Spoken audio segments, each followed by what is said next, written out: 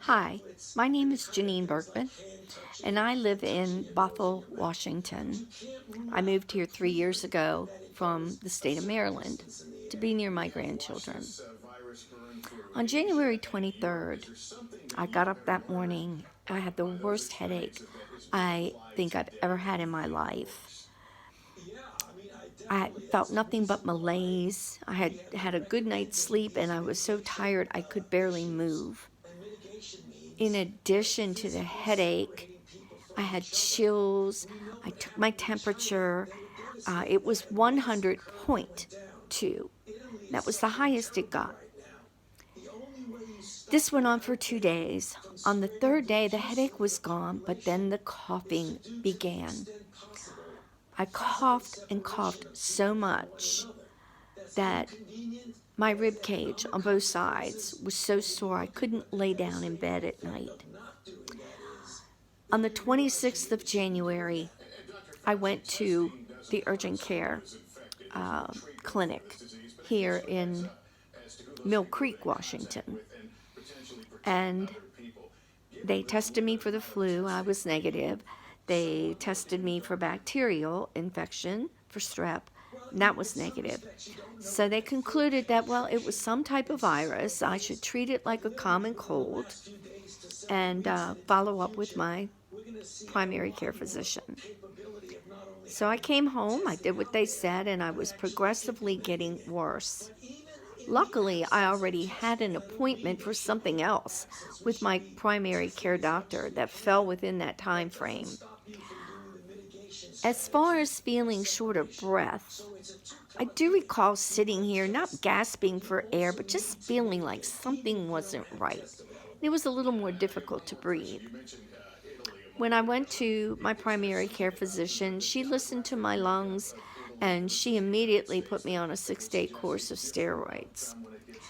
That turned me around. Did it cure me? Of course not, but it made things better. And then I started recovering. If I hadn't gone to her that day, I don't know how it would have ended. Like I said, I don't know if I mentioned, but I'm 68 years old. So I am in that high risk group. Although, unfortunately, and by the grace of God, I'm otherwise in good health.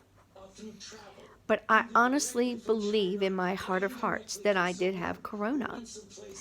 I can't get tested now to find out if I had had it, but my understanding is there is going to be a test available, and when it is, I'm definitely going to get that test because I want to know.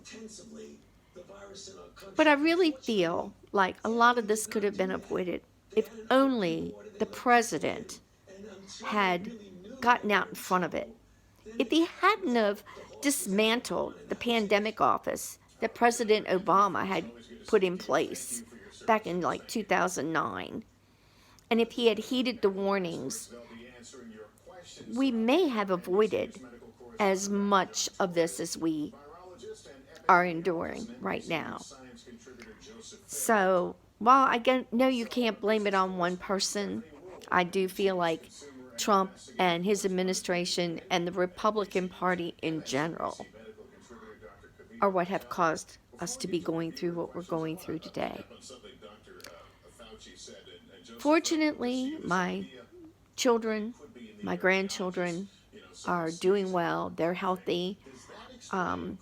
Even if I had corona, none of them caught it from me, which I didn't know. We didn't really even know what corona was when this was going on.